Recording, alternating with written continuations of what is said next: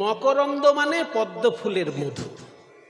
কাজেই পদ্ম ফুলের এতটা সম্মান যে সব ফুলের মধুকে মধু বলে, কিন্তু পদ্ম ফুলের মধুকে মকরন্দ বলে। সেই পদ্ম ফুল তুলতে গেলেও দেখা যাচ্ছে হাতে কাঁটা ফুটছে, গোলাপ ফুল তুলতে গেলেও দেখা যাচ্ছে হাতে কাঁটা ফুটছে। বলছে ভাই এমন ফুল তো অনেক আছে যেগুলোর কাঁটা নেই, সেগুলোর নাম বলছেন না কেন? হ্যাঁ ঠিক আছে, সেগুলোর কাঁটা নেই তো, কিন্তু শুকতে যাবে দেখবে ভেতর থেকে পোকা বেরিয়ে এসে নাকে কামড়াচ্ছে। তাহলে ফুলে কাঁটা থাকে বা পোকা থাকে, সেই ফুলের সঙ্গে তুমি গৌড়কে তুলনা করবে? আমার গৌরাঙ্গের মধ্যে কোনো কাঁটা বা কোনো পোকা আছে? বরং আমি জোর গলায় বলতে পারি, কারোর হৃদয়ে কুসুমে যদি কাঁটা থাকে, হা গৌর বলে কাঁদলে পরে সেই কাঁটা কীট দূর হয়ে যায়। এই হৃদয় কুসুমটাই তো আসল ফুল। যারা এখানে ব্রাহ্মণ আছেন বা যারা এখানে বৈষ্ণব আছেন, আমার বলার উদ্দেশ্য, নিয়মিত ঠাকুর সেবা যারা করেন তারা জানেন যে ঠাকুরকে সেবা করতে গেলে 5টি জিনিস মিনিমাম লাগে, কমসে কম 5টি জিনিস লাগে। গন্ধ, পুষ্প, ধূপ, দীপ, নৈবেদ্য। গন্ধ মানে অগুরু চন্দন কর্পূর, এই 3টে মিশিয়ে গন্ধ তৈরি হয়। তাহলে গন্ধ, পুষ্প মানে ফুল, ধূপ ধূপকাঠি, দীপ প্রদীপ, আর নৈবেদ্য প্রসাদ যেটা দিচ্ছে। তাহলে এই যে গন্ধ, পুষ্প, ধূপ, দীপ, নৈবেদ্য, এই 5টা জিনিস নিয়ে মিনিমাম, বেশি যত খুশি দিতে পারেন। বেশি শুরু করলে তো সে আসনং স্বাগতং পদ্যম অর্ঘ্যমাচমনীয়কম, 16টা জিনিস দিয়ে পুজো করতে হয়, তাকে বলে ষোড়শোপচার। তার মধ্যে প্রথমটা হচ্ছে আসন, তারপর হচ্ছে স্বাগত, আসনম স্বাগতং পাদ্যম, তারপর পা ধোয়ার জল, অর্ঘ্যম তারপর একটা ফুল আর দুর্ব দিয়ে অর্ঘ্য তৈরি করে দেবতাকে দেওয়া, মানে পুষ্পস্তবক। কোনো অতিথি আসলে যেমন তাকে পুষ্পস্তবক দেওয়া হয়, তেমনি দেবতাকে আবাহন করার সময় পুষ্পস্তবক দিতে হয়, তাকে বলে অর্ঘ্য। তাহলে আসনম স্বাগতং পাদ্যম অর্ঘ্যমাচমনীয়কম। মধুপর্ক, এরপরে একটা বাটিতে মধু দিতে হয় দেবতাকে, এটা টিফিন। অতিথি আসলে আগেই তো ভাত খেতে বসিয়ে দেওয়া হয় না, আগে একটু জল মিষ্টি তো দেওয়া হয়। তো দেবতার ক্ষেত্রে জল মিষ্টি অন্য কিছু না, মধুর বাটিতে মধু, ওই জন্য মধুপর্ক বলা হয় ওটাকে। তাহলে আসনম স্বাগতং পাদ্যম অর্ঘ্যম আচমনীয়কম। মধুপর্কাচম স্নান, মধুপর্কের আগেও আচমন, মধুপর্কের পরেও আচমন। আগেও মুখ ধোবেন এবং খাওয়ার পরেও মুখ ধোবেন, সেই জন্য আগেও আচমনীয় দাও এবং মধু দেবার নিবেদন করার পর আবার আচমনীয় দাও। সেই জন্য মধুপর্কাচম স্নান। এরপর স্নানের জন্য, স্নান সব থেকে ভালো কোন পুজোয় হয়? ঠাকুর মশাইদের জিজ্ঞেস করবেন, দুর্গা পুজোয়। দুর্গা পুজোয় স্নানের এত মন্ত্র এবং এত বিধি আছে যে অন্য কোনো পুজোয় আমরা অত বিধি দেখতে পাই না, কিন্তু উচিত সবগুলোতেই করা। পরিষ্কার বিধিটা দুর্গা পূজায় এখন রক্ষা করা আছে, স্নান। তাহলে মধুপর্কাচম স্নান, বসন আভরণানিচ, এরপর বসন তারপর আভরণ দিতে হবে। এইবার গন্ধ পুষ্প আসে, এতগুলো করার পর গন্ধ পুষ্পের স্থান, কিন্তু মিনিমাম পুজো করতে গেলে গন্ধ দিয়ে শুরু। এবার গন্ধ আসে, গন্ধ পুষ্প ধূপ ও দীপে নৈবেদ্যং বন্দনং তথা। নৈবেদ্য দেবার পর শেষকালে বন্দনা করে বলতে হয় যে তুমি তো দেবী বা দেবতা, আর আমি সামান্য মানুষ, আমার আর পুজো করার কি ক্ষমতা আছে? এই সমস্ত ত্রুটি বিচ্যুতি দূর করে তুমি আমার এই সেবা গ্রহণ করো মা, এই বলে প্রার্থনা জানাতে হয়। একে বলে ষোড়শোপচারের পুজো। তাহলে মিনিমাম পুজো কি না? গন্ধ, পুষ্প, ধূপ, দীপ, নৈবেদ্য। এইবার কথা হচ্ছে, মনে করুন কিছুই জোগাড় করতে পারছেন না, কিন্তু পুজো করার ইচ্ছে হয়েছে, 5টা জিনিস যদি না পান তখন কি করবেন? তখন শাস্ত্র বলছে একটা সুন্দর ফুল পেলেই পুজো হয়ে যায়। কারণ 5টা জিনিস না থাকলেও একটা ফুলের মধ্যে 3টে জিনিস হয়ে যাবে। ফুলে গন্ধ আছে, আর ফুল নিজেই পুষ্প, আর ফুলের মধ্যে যে মধু থাকে ওইটাই তখন নৈবেদ্য। কাজে একটা ফুল হলেও তার পুজো হয়ে যায়। এবার মনে করুন 3 দিন ধরে ট্রেনে আপনি দক্ষিণ ভারত যাবেন, পুজো করবেন কি করে? পুজো করার ইচ্ছে হয়েছে, টাইম হয়ে গেছে, পুজো করতে পারছেন না। তখন শাস্ত্র বলছে হাতের কাছে যদি ফুল না থাকে তাহলে চিত্তং প্রকল্পয়েত পুষ্পম প্রাণাধূপং প্রকল্পয়েত। ফুল যদি পাও দিয়ে দাও, যদি না পাও চিত্তটাকে ফুল মনে করে তোমার আরাধ্য দেবতার চরণ চিন্তা করো, ওটাই পুজো হয়ে যাবে। এবং পুজোর গ্রন্থে লেখা আছে এই পুজোটাকে বলে মানসোপচারে পূজা, মনের উপচার, মানসোপচারে পূজা। তাহলে মনটাকে যদি আমি ফুল হিসেবে গোবিন্দ চরণে দিই, এবার কিছু কিছু সাধারণ কিছু কিছু মানে ফাঁকিবাজ লোক তো থাকে, তারা ভাববে কীর্তনিয়া বলে যে মন ফুল গোবিন্দকে দিয়ে দিলেই হবে, তাহলে এবার ফুলের খরচাটা বেঁচে গেল। এরকম লোক তো থাকতে পারে। তারা শুনে রাখুন, ফুলে খরচা বাঁচানোর জন্য মন ফুলকে দিতে যদি যান, তাহলে আপনার মনের ভেতর খুঁজে দেখুন 5খানা কাঁটা আছে আর 6খানা পোকা আছে। সেই 5টি কাঁটা কি কি? জাতি বিদ্যা মহত্বঞ্চ রূপ যৌবনমেব চ যত্নেন পরিবর্জয়েত ভক্তিস্তু পঞ্চকণ্টকা। 5 রকমের অহংকার হচ্ছে 5টি কাঁটা। প্রথম অহংকার জাতির অহংকার। আমার নাম কি? আমার নাম কি? সুমন ভট্টাচার্য। সুমন কি? ভট্টাচার্য। হ্যাঁ, সাবধানে কথা বলবে। এদিক ওদিক হলেই পইতে বার করে অভিশাপ দিয়ে দেবো। এই যদি আমার ভাব থাকে, তাহলে আমার কোনোদিন ভক্তি উদয় হবে? আমার যারা গুরু তাদের মধ্যে বেশিরভাগই তো শূদ্র। আমার যিনি দীক্ষা গুরু শ্রীমৎ বৈষ্ণব চরণ দাস বাবাজি মহারাজ, মাত্র 11 বছর বয়সে গৃহত্যাগ করে শ্রীপাদ রামদাস বাবাজি মহারাজের চরণে শরণাপন্ন হয়েছিলেন। বাবাজি মহারাজ বলেছিলেন, বৈরাগ্য গ্রহণ করেছে যখন, গোস্বামীগণের বাণী জানার চেষ্টা করো। আর গোস্বামীগণের বাণী জানতে গেলে সংস্কৃত পড়তেই হবে। এই আদেশ পাওয়াতে তিনি বৃন্দাবনে গিয়ে সংস্কৃত শিক্ষা করতে লাগলেন। এক একটা ডিগ্রি করলেন সংস্কৃতে, এক একটা এম এর সমান, 5খানা এম এর সমান তিনি ডিগ্রি করেছিলেন। পঞ্চতীর্থ বৈষ্ণব ছিলেন আমার গুরুদেব। তিনি কৃপা করে আমাকে দীক্ষা দিয়েছেন। তিনি শূদ্র, কিন্তু তিনি যখন কৃপা করে আমাকে দীক্ষা দিয়েছেন, আমি কি দেখবো তিনি শূদ্র? আমি তো আজীবন তাকে প্রণাম করব। মরার পরেও যদি তার সঙ্গে দেখা হয়, তাকে প্রণাম করব। কারণ আমার কাছে তিনি তো মানুষ নন। আমার কাছে তিনি হচ্ছেন নারদ মুনি, আমার কাছে তিনি হচ্ছেন বেদব্যাস, আমার কাছে তিনি হচ্ছেন সুখদেব গোস্বামী। আমি তার জাতি বিচার করার কে? আমার যারা কীর্তন গুরু, তার মধ্যে নীলমণি দাস, আমি তাকে প্রণাম করব না? তিনি কোলে বসে আমাকে সন্তাল শিখিয়েছেন। তার কণ্ঠস্বর এত মিষ্টি ছিল যে আমি শুনতাম আর কাঁদতাম। বলতাম যে গুরুজি, এই গান আমি শিখতে পারছি না, কারণ সুর শুনলেই আমার কান্না পাচ্ছে। তিনি মজা করে বলতেন, সারা জীবন কান্নার জন্য পড়ে আছে, আগে ভালো করে শিখে নাও। এই কৃপা যাদের কাছে পেয়েছি, তারা কি আমার কাছে মানুষ? তারা আমার কাছে মুনি ঋষি। তারা কেউ আমার কাছে নারদ মুনি, কেউ আমার কাছে বেদব্যাস, কেউ আমার কাছে সুখদেব গোস্বামী, কেউ আমার কাছে মরিচি, অত্রি, অঙ্গিরা, পুলস্ত, পুলহ, ক্রতু, বশিষ্ঠ। এইসব ঋষির আমরা নাম শুনেছি, কিন্তু কৃপা যাদের কাছে পেয়েছি, তাদের থেকে এরা কেউ কম নয়। তাই আমি তো তাদেরকে দিবানিশি প্রণাম করব। আমি যদি অহংকার, জাতির অহংকার নিয়ে বসে থাকি, আমার দ্বারা হবে ভক্তি? সেই জন্য প্রথম কাঁটা হচ্ছে জাতির অহংকার। এই বৈষ্ণব ধর্ম বাংলার বুকে জাতির অহংকার মুছে দিয়েছে। যার জন্য বাংলায় যারা বৈষ্ণব পদাবলী রচনা করেছেন, আগে যখন চৈতন্যদেব আসার আগে যখন তারা পদ লিখতেন, তারা দ্বিজ লিখতেন। যেমন চণ্ডীদাস লিখেছেন, কহে দ্বিজ চণ্ডীদাসে কুলবতী কুল নাশে আপন যৌবন যাচয়। কিন্তু চৈতন্যদেব আসার পর যেসব ব্রাহ্মণ পদ লিখেছেন, তারা নিজের নামের পরে কেউ দ্বিজ লেখেননি, দাস লিখেছেন।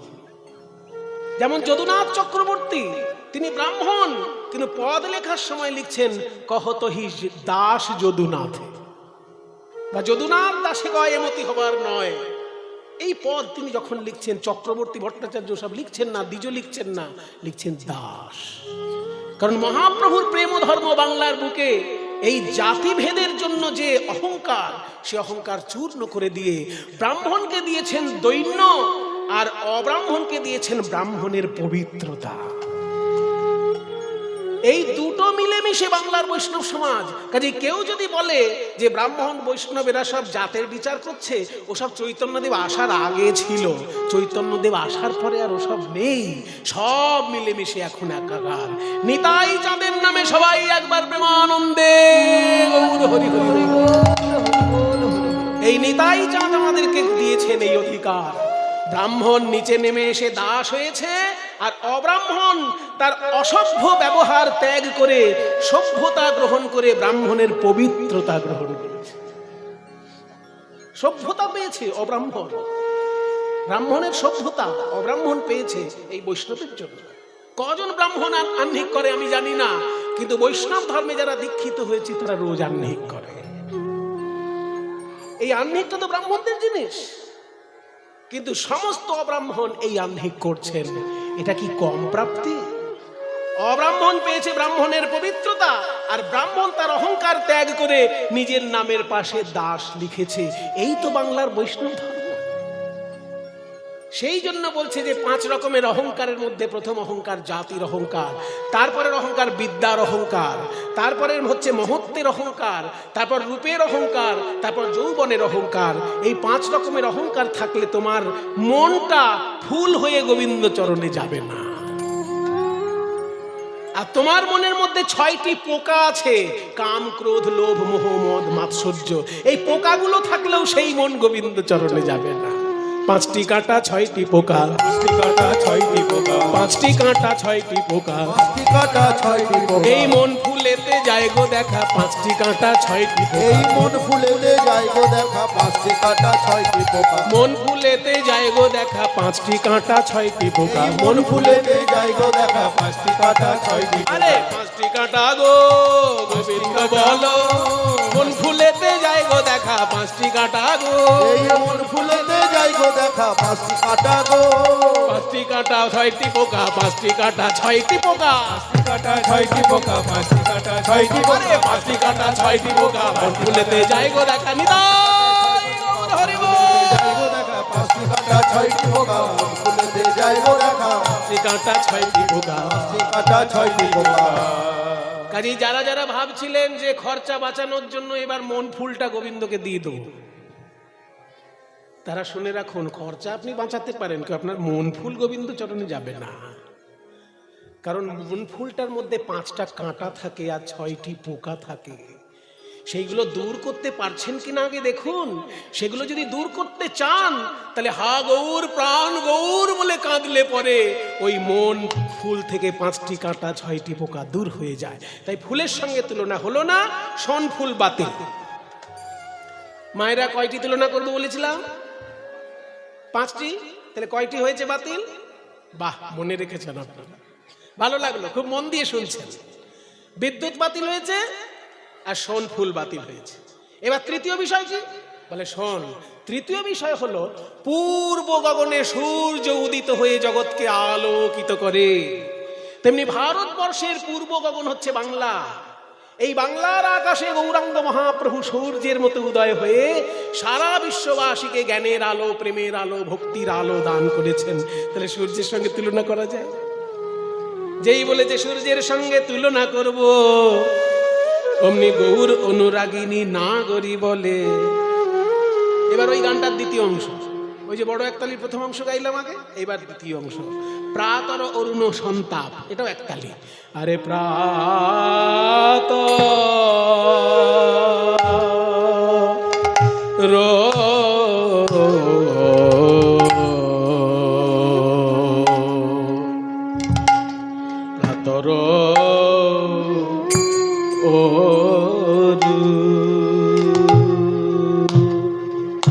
অরুণ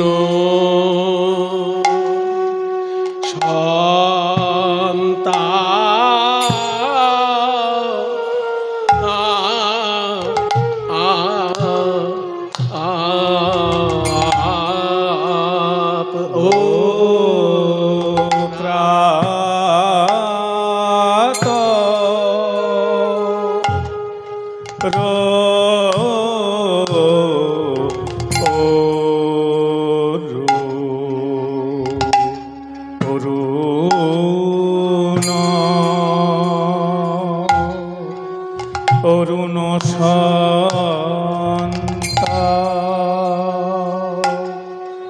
তাপরে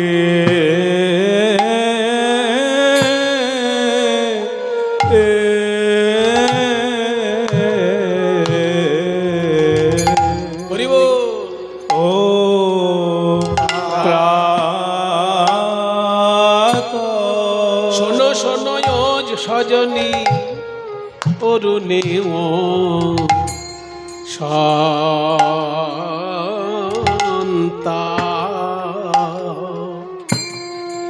তাপ আছে রে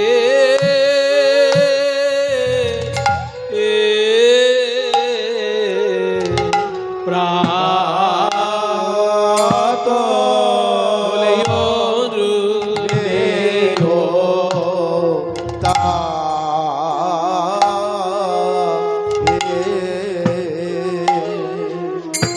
তাপ আছে রে এই যে কোটি চন্দ্র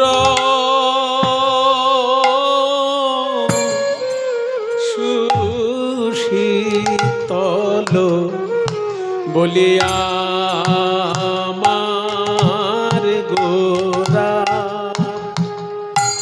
চরণ কমল কোটি চন্দ্র সুশীতল আমার গোরার চরণ কমল কোটি চন্দ্র সুশীতল বলিয়া আমার গোরার চরণ কমল কোটি চন্দ্র সুশীতল আমার গোরার চরণ কমল কোটি চন্দ্র সুশীতল বলিয়া আমার গোরার চরণ কমল কোটি চন্দ্র সুশীতল বলিয়া আমার গোরার চরণ কমল কোটি চন্দ্র সুশীতল বলিয়া আমার গোরার চরণ কমল কোটি চন্দ্র সুশীতল আমার গোরার চরণ কমল একবার শরণ নীলে প্রাণ হয় শীতল গোরার চরণ কমল যার চরণ নীলে হয় প্রাণ শীতল আমার গোরার চরণ কমল যার চরণ নীলে হয় প্রাণ শীতল করুণে ও শান্তা তাপ যে আছে রে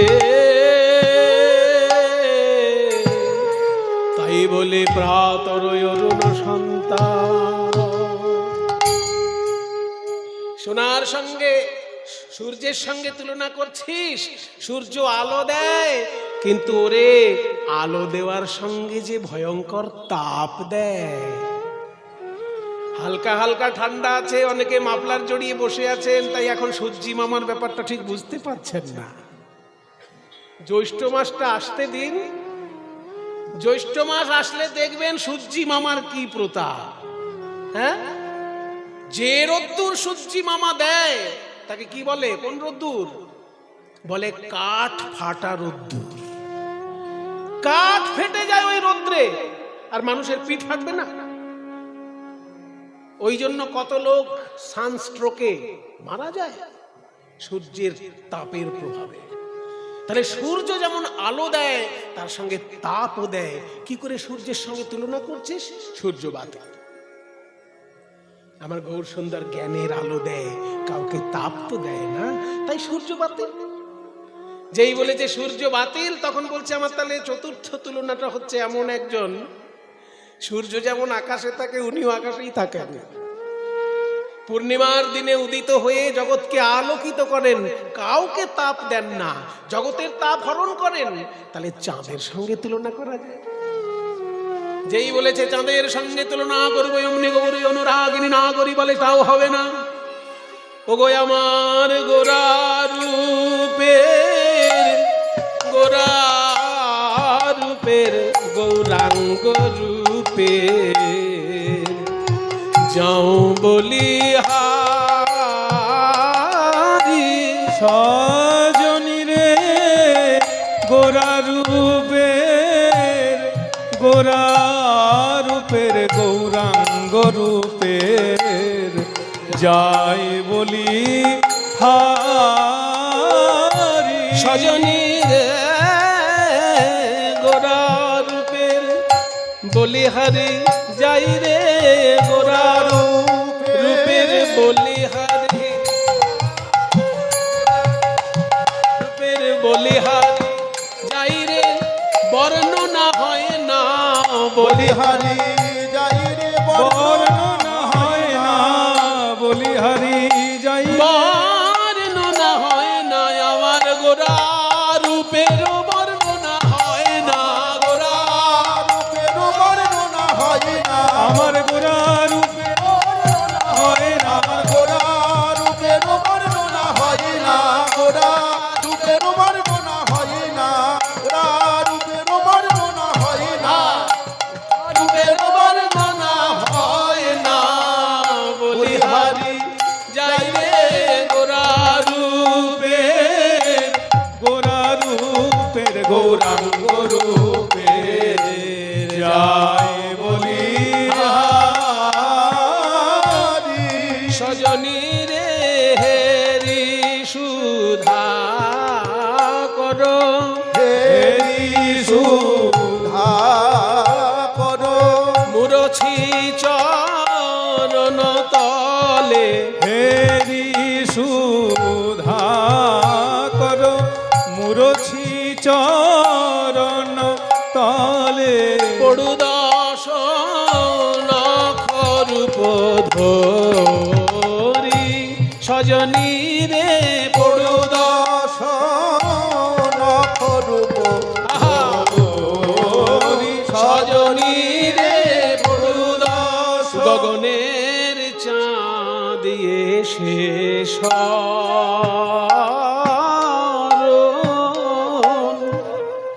শরণ নিল গো, পড়ু দশ চাঁদ এসে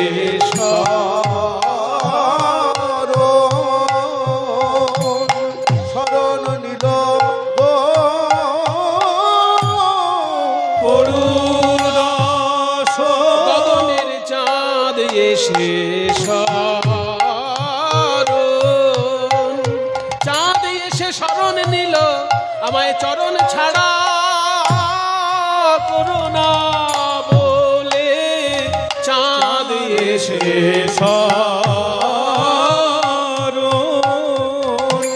শরণ নিল আমায় চরণ ছাড়া করোনা হে। চাঁদ এসে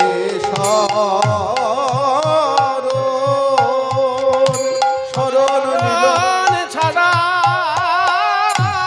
করুণা বলে, কৃপা করে যদি শরণ দিলে হে, চরণ ছাড়া করুণা, কৃপা করে যদি শরণ দিলে হে, চরণ ছাড়া ধরে কৃপা করে যদি শরণ দিলে হে, চরণ ছাড়া করোনা, কৃপা করে যদি শরণ দিলে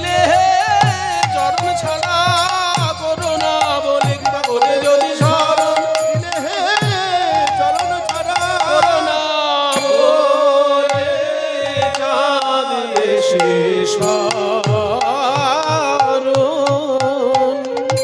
শরণ নিল গো পড়ুদাস ধরি। বোকার মতো চাঁদের সঙ্গে তুলনা করতে যাচ্ছিস। জানিস চাঁদের কি হয়েছে? আকাশের চাঁদ একবার ভাবলো, সবাই বলে গৌর চাঁদ গৌর চাঁদ গৌর চাঁদ, তা আমাকে বাদ দিয়ে কি এমন গৌর চাঁদ দেখে আসি একবার। এই ভেবে আকাশের চাঁদ যখন গৌর চাঁদকে দেখতে এলো,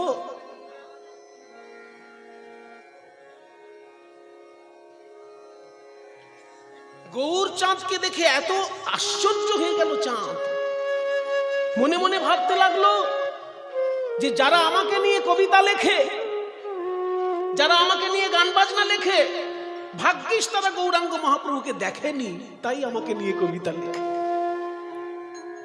চাঁদ নিয়ে অনেক কবিতা আছে না, গান আছে না, ও চাঁদ সামলে রাখো জোছনাকে, চাঁদ দেখতে গিয়ে আমি তোমায় দেখে ফেলেছি। তাহলে চাঁদ নিয়ে তো কত গান রয়েছে। কেন? যারা লিখেছেন এই গান ভাগ্যিস তারা গৌরাঙ্গ মহাপ্রভুকে দেখেননি। যদি দেখে ফেলতেন একবার, তাহলে আর এই চাঁদ নিয়ে কবিতা গান লিখতে পারতেন না। চাঁদ মনে মনে ভাবলো, আরে বাবা আমি এক চাঁদ, কিন্তু আমি তো কলঙ্কিত চাঁদ।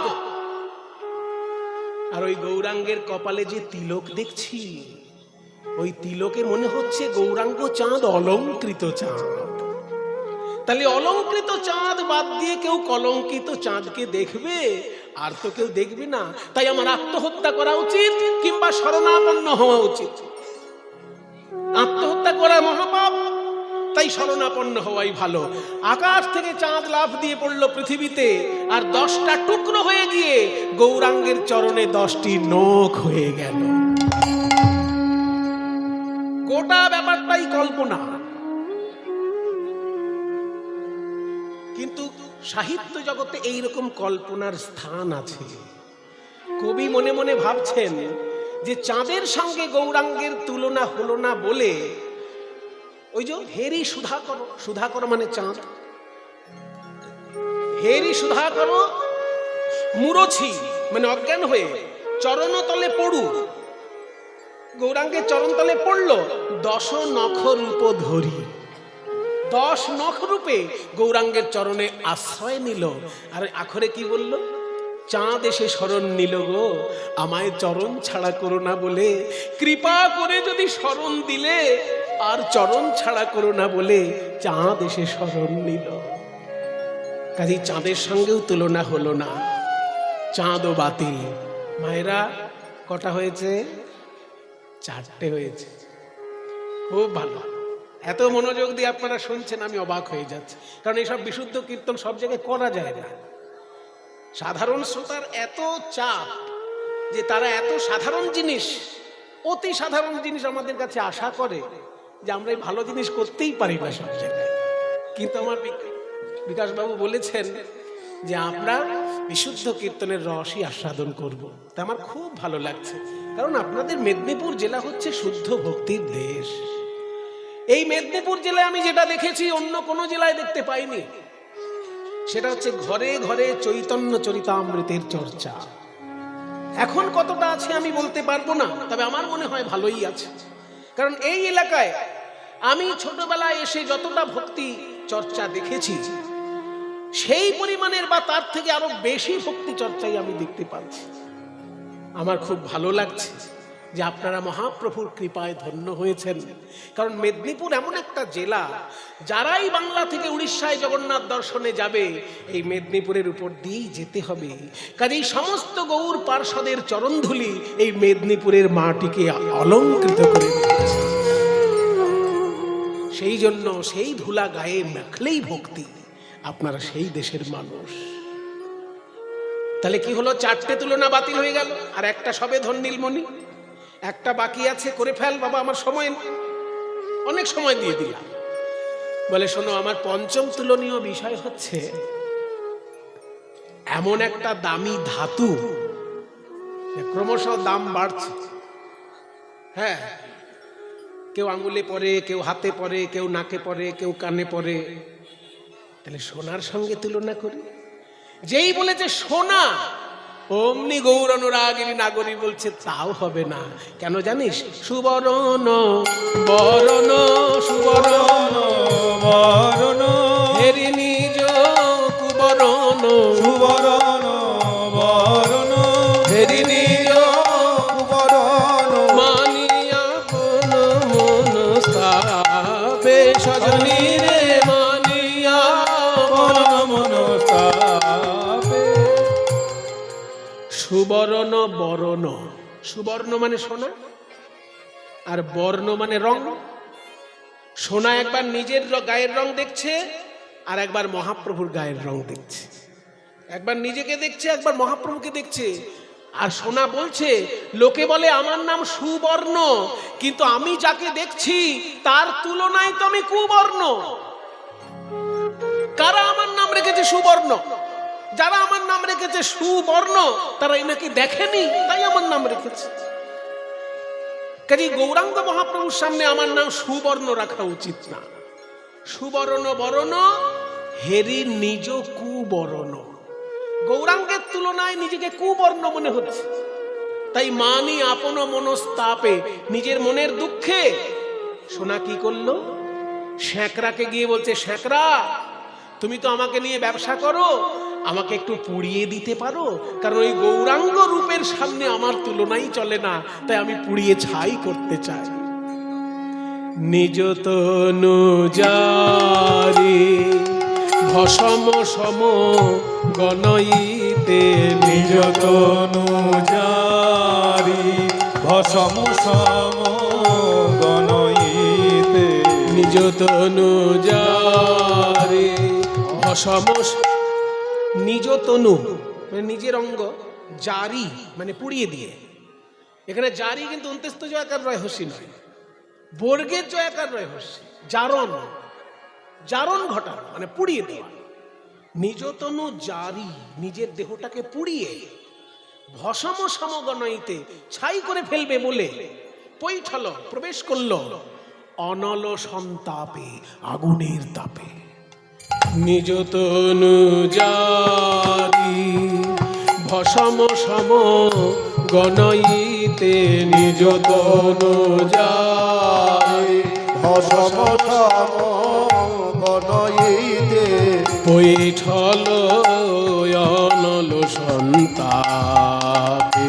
আহা মরি রে বৈঠল।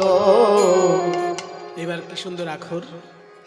এই আখরগুলো শিখিয়েছিলেন আমাকে শ্রী দ্বিজেন দে মহাশয়। রাধারমণ কর্মকারের সর্বশ্রেষ্ঠ দোহার দ্বিজেন দে মশাই। ওনার সান্নিধ্য যদি না পেতাম, অনেক রস থেকে, কীর্তনের অনেক মূল্যবান সম্পদ থেকে বঞ্চিত হতাম। এই যে দামিনী দাম গান, এই শুরুটা আমাকে শুরুর দিকে শিখিয়েছিলেন নীলমণি দাস, কিন্তু এই পরের দিকে যে এত ভালো ভালো আখর আছে, এগুলো আমার জানা ছিল না। এগুলো দ্বিজেন বাবু কৃপা করে শিখিয়েছেন। কি সুন্দর আখর! সোনা বলে, আমার মুখ কেউ দেখো না, আমার মুখ কেউ দেখো না গো,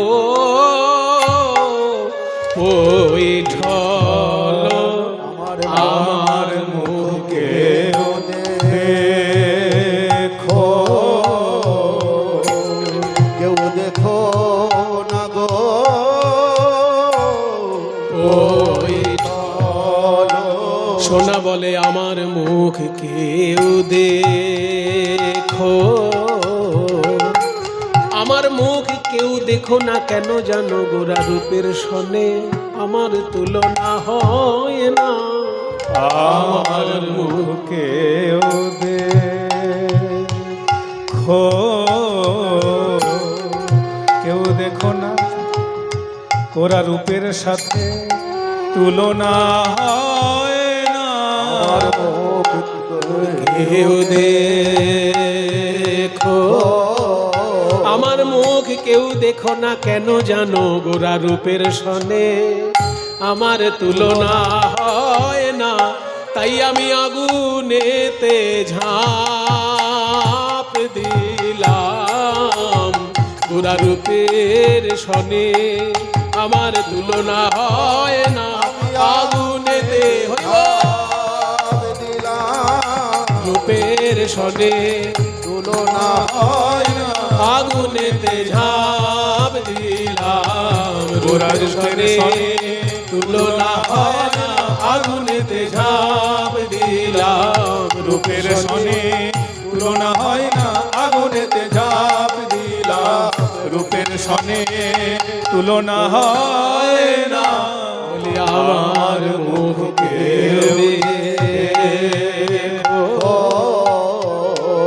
কেউ দেখো না গো পৈঠল অনল সন্তাপে। সোনার সঙ্গেও তুলনা হলো না কেন? অনেক কারণ আছে। কটা বলবো আপনাদের? অনেক কারণ আছে। সোনা একটা দামি ধাতু হতে পারে, বাজারে তার অনেক দর, কিন্তু তা বলে গৌরাঙ্গ মহাপ্রভুর সঙ্গে তুলনা হয় না কেন? না, সোনা যতই দামি ধাতু হোক কঠিন, আর আমার গৌরাঙ্গ তো ননি জিনিস সুকোমল। শুধু তাই নয়, সোনা পড়লে অহংকার হয়। সেই যে একটা গল্প আছে না, একজন নতুন দুটো সোনার আংটি কিনেছে, বুঝলেন? অনেক দাম তো এখন সোনা, তা দুখানা সোনার আংটি বানিয়েছে, মানে বিরাট ব্যাপার। হ্যাঁ, কাজে লোককে তো দেখাতে হবে সোনার আংটি কিনেছি নতুন। তার দোকানে গিয়ে যখন আপেল কিনতে গেছে, তা আপেল আলাকে জিজ্ঞেস করছে এই আপেল কত করে, কিন্তু জিজ্ঞেস করার ঢংটা কেমন, এই আপেল কত করে, আপেল কত? মানে চোখের সামনে গিয়ে করে আঙুলটাকে আপেল কত। তা যে যে আপেল বিক্রি করছে সে বুঝতে পেরে গেছে যে নতুন সোনার আংটি কিনেছে, ওই জন্য বোধহয় আমাকে দেখাচ্ছে। তা আমিও তো কদিন আগে একটা সোনার বাজু বানিয়েছি, তা আমি বা না দেখাই কেন? তখন জামা তুলে আপেল দেখাচ্ছে, এই আপেল হচ্ছে 100 টাকা কেজি, 100 টাকা। তাহলে সোনা পড়লে অহংকার হয়, কিন্তু আমার গৌর সোনাকে যদি কেউ হৃদয়ে ধারণ করে, তার কি অহংকার হয়? তার অহংকার দূর হয়ে যায়। সে বরং গর্ব করে। সোনা পড়লে পরে চুরি ছিনতাইয়ের ভয় হয়, কিন্তু গৌর সোনাকে যারা হৃদয়ে ধারণ করে, তারা পথে পথে নেচে নেচে কেঁদে কেঁদে বেড়ায় আর বলে আমি ধরেছি, তুমি কি ধরবে ভাই? যে জনা গৌরাঙ্গ ভজে সে হয় আমার প্রাণ রে, ভজ গৌরাঙ্গ কহ গৌরাঙ্গ লহ গৌরাঙ্গের নাম রে। তাই যারা গৌরাঙ্গকে হৃদয়ে ধারণ করে, তারা আনন্দে ঘুরে ঘুরে বেড়ায়, অহংকারে নয়। তারা কি বলে জানো? আমি গৌর রতন করে যতন রাখবো হিয়ার মাঝে,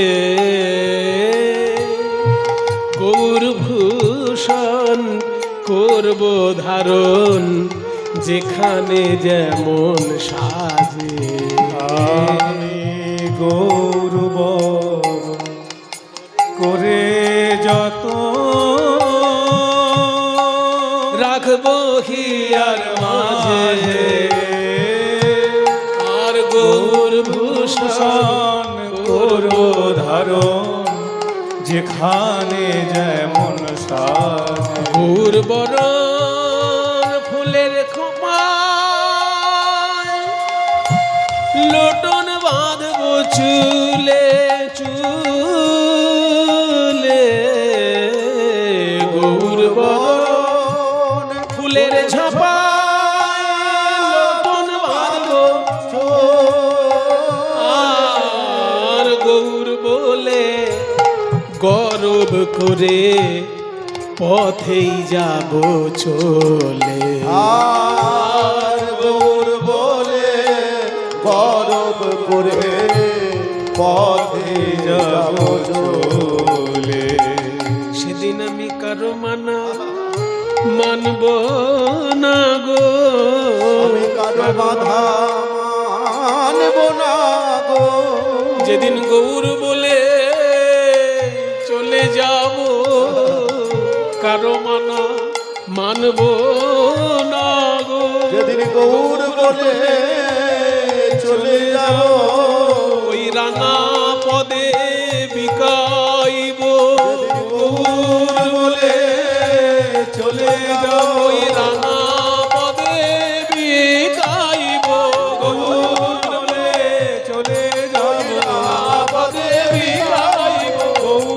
বলে চলে যাব পদে বিদায় সেদিন মানা মানব না গো। গৌর বলে গৌরব করে পথে যাব চলে। এই আমার মুখের দিকে হাঁ করে কি দেখছিস রে? কি দেখছিস আমার মুখের দিকে তাকিয়ে? মুখে কি মধু আছে? বেশি দেখিস না সজনী, বেশি দেখিস না আমার মুখের দিকে। আমার মুখের দিকে যদি বেশি দেখিস শেষকালে আমার মতো হয়ে যাবে। অমন করে দেখছো কি সই? অমন করে দেখছো কিশোর, গোরা রূপে আমার সকলই গেল ভেসে, আমার সকলই গেল ভেসে, আমার সকলই গেল ভেসে। দাস লোচন বলে কুতূহলে দেখবো বসে বসে। দাস লোচন বলে কুতূহলে দেখবো বসে বসে। গৌর নাগরী ভাবাপন্ন লোচন দাস, নরহরি সরকারের কৃপাধন্য লোচন দাস, তিনি বলছেন আমি দেখতে চাই, আমি দেখতে চাই। দেখবো কারা গেল আর কারা আছে। আমার কারা গেল আর কারা আছে। আমি গৌর ভালো বেসেছি বলে আমার কারা গেল আর কারা আছে। আমি গৌর ভালো বেসেছি বলে দেখবো কারা আমায় ভালোবাসে। আমি গৌর ভালো বেসেছি বলে দেখবো কারা আমায় ভালোবাসে, কারা আমায় ভালোবাসে, গৌর ভালো বেসেছি বলে কারা আমায় ভালোবাসে। দেখবো কারা গেল আর কারা আছে। দাস লোচন বলে কুতূহলে দেখবো বসে বসে। এত সুন্দর পদটি আমি সেই ছোটবেলায় শুনেছিলাম। কার মুখে জানেন? কানাই বন্দ্যোপাধ্যায়। যারা কানাই বন্দ্যোপাধ্যায়ের কীর্তন শুনেছেন তারা কোনোদিন ভুলতে পারবেন না। অত শ্রুতি মধুর কীর্তন আমি দ্বিতীয় কারোর কাছে শুনিনি। কানাই ব্যানার্জির গান যারা শুনেছেন, এই গানটি তার মুখে আমি শুনেছিলাম ছোটবেলায়। আমার পকেটে কোনো পয়সা ছিল না। কীর্তনের শেষে সকলে দেখছি ওনার ঝোলাতে দক্ষিণা দিচ্ছে। আমি ভাবলাম আমি তো কীর্তন শুনে একদম বিফোর হয়ে গেছি, আমি দেব কি? পকেট খুঁজে খুঁজে দেখলাম যে একটা আটানা আছে। তা ভাবলাম সকলে এত সুন্দর 50 টাকা 100 টাকা 5 টাকা 10 টাকা দিচ্ছি, আমি আটানা দেবো কি করে? কিন্তু আমার কাছে তো আর নেই কিছু। এটাই বোধহয় উনি ভালোবেসে গ্রহণ করবেন। এই কীর্তনটা উনি করেছিলেন বরাহনগরে। একটা সুন্দর মন্দির আছে গঙ্গার ধারে, কাঁচের মন্দির। আপনারা যদি কোনোদিন কলকাতা বেড়াতে যান, বরাহনগরে গঙ্গার তীরে কাঁচের মন্দির অবশ্যই দেখবেন। বেলুর মঠের ঠিক অপোজিটে, গঙ্গার পশ্চিম দিকে বেলুর মঠ তো, আর গঙ্গার ঠিক পূর্ব দিকে বরাহনগরে কাঁচের মন্দির। স্বামী সত্যানন্দ দেবের প্রতিষ্ঠিত কালী বিগ্রহের অপূর্ব মন্দির। রামকৃষ্ণ, মা শারদা আর মা কালী, সেই অপূর্ব কাঁচের মন্দির। ওইখানেই কানাই বন্দ্যোপাধ্যায় চৈতন্যদেবের জন্ম শতবর্ষ পূর্তিতে এসেছে। চৈতন্যদেবের জন্ম হয়েছিল 1986 খ্রিস্টাব্দে, আর তার শতবর্ষ পূর্তি হচ্ছে এই 1486 খ্রিস্টাব্দে মহাপ্রভুর জন্ম, আর 1986 খ্রিস্টাব্দে তার 500 বছর পূর্তি হয়েছে। ওই 1985-86 খ্রিস্টাব্দে, তাহলে বুঝুন আমার তো 74-এ জন্ম, আমার 1974-এ জন্ম, আর 1985-86 ওই সালের মধ্যে উনি এসেছিলেন। ওই ছোট ছেলে গান শুনছি, সামনে পকেটে কিচ্ছু নেই। এইসব গান শুনে আমি একদম বিভোর হয়ে গিয়ে ওই আটানা দিয়ে গিয়ে ওনার ঝোলায় যখন দিচ্ছি, উনি দেখছি মৃদু হেসে সেই আটানাটাই গ্রহণ করছেন ভালোবেসে। তাতেই আমার প্রাণটা ভরে গেল যে আমার যা আছে আমি সেটা তো দিতে পারলাম।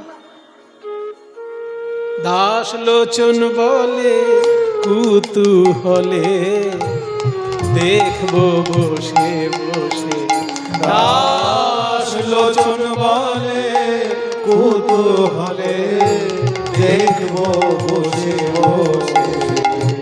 ওই জন্য আমাদের খুব সৌভাগ্যের বিষয় এই কীর্তন গান আমরা এমন মানুষের মুখে শুনেছি আর এমন সব মানুষদের কাছে শিখেছি যে তারা কীর্তনটাকে সেবা হিসেবে দেখতেন। আমারও সেই সৌভাগ্য হয়েছে। আমি বলেছিলাম আপনাদের কাছে যে জন্ম থেকে 30 বছর বয়স পর্যন্ত আমি পয়সা কোনোদিন নিজে হাতে ছুঁইনি। ওই ছোটবেলা থেকে কীর্তন গাইছি, কিন্তু 30 বছর বয়স পর্যন্ত কোনোদিন পয়সা হাতে ছুঁইনি, কারণ বাবা আমার এই কীর্তনের দল পরিচালনা করতেন, সব তিনি বুঝতেন। আর 30 থেকে 45 বছর পর্যন্ত আমার আত্মীয় স্বজনদের দেখাশোনা করেছি। আমার নিজের দিদির বিয়ে আমি দিয়েছি, আমার নিজের দিদির বিয়ে আমি দিয়েছি। যার বাড়ি হচ্ছে না তাকে বাড়ি করে দিয়েছি, যতটা পেরেছি। সব নিজের কথা বলতে নেই, আত্মীয় স্বজন সবাইকে দেখেছি। তারপরে আবার যখন আপনাদের আশীর্বাদে বিশ্বভারতীতে অধ্যাপক হিসেবে যুক্ত হতে পারলাম, সেটাও তো একটা ভাগ্যের ব্যাপার। যারা সরকারি চাকরি করেন তারা জানেন যে সরকারি মাইনে যারা পায় আগে তাদের কাছ থেকে ট্যাক্স কেটে নেওয়া হয়, তারপর মাইনে দেওয়া হয়। যারা ট্যাক্স দেন না, আমার ট্যাক্সের ফাইল তো 97 থেকে। আমি সরকারকে ট্যাক্স দিই মনের আনন্দে, কারণ যেখানে যেখানে বন্যা হচ্ছে সরকার ছুটে যাচ্ছে, আমি তো যেতে পারছি না। ওই যে হিমালয় পর্বতে পাহাড় পর্বত ভেঙে বন্যা হলো, কত লোক মারা গেল, সরকার গিয়ে ওখানে ব্রিজ বানাবে, আমি কি একটা ব্রিজ বানাতে পারবো? কাজে আমি যদি ট্যাক্সটা ঠিকঠাক দিই, সেখান থেকে সরকার নিয়ে গিয়ে ওইখানে সহযোগিতা করবে। কাজে মাইনে যখন আসে আমাদের, আগে 30% ট্যাক্স কেটে নিয়ে তারপর আমাদেরকে সেই মাইনে দেওয়া হয়। তারপর যখন আমরা বিশ্বভারতী থেকে অনুমতি নিয়ে কীর্তন গান করি, আলাদা করে 30% টাকা আমি বিশ্বভারতীর উন্নতির জন্য কন্ট্রিবিউট করি। কারণ আমি তো পারবো না এই শিক্ষাকে বজায় রাখতে, বিশ্বভারতী চেষ্টা করছে। বিশ্বভারতী ইউনিভার্সিটি একটা সেন্ট্রাল গভর্নমেন্টের একটা সংস্থান। অন্যান্য ইউনিভার্সিটির সঙ্গে বিশ্বভারতী এক করবেন না আপনারা, কারণ অন্যান্য ইউনিভার্সিটি শুধু পড়াশোনার কাজ করে, আর বিশ্বভারতী কি করেছে জানেন? পড়াশোনা ছাড়াও আশেপাশের 50টা গ্রামের উন্নয়ন করেছে। 50খানা গ্রামের উন্নতির দায়িত্ব বিশ্বভারতী নিয়েছে। কাজে আমি তো সেই সব গ্রামে গ্রামে গিয়ে মানুষের কিছু করতে পারবো না। কাজে কীর্তন গান করে সেখান থেকে দক্ষিণা পেয়ে আমি যদি একটু কন্ট্রিবিউট করতে পারি, বিশ্বভারতী সেবা করবে। তাই আমাকে যদি আপনারা কেউ কিছু দেন, সেখান থেকে 30% ইন্ডিয়া গভর্নমেন্টকে দিই, আর 30% আমি বিশ্বভারতীর উদ্দেশ্যে দান করি।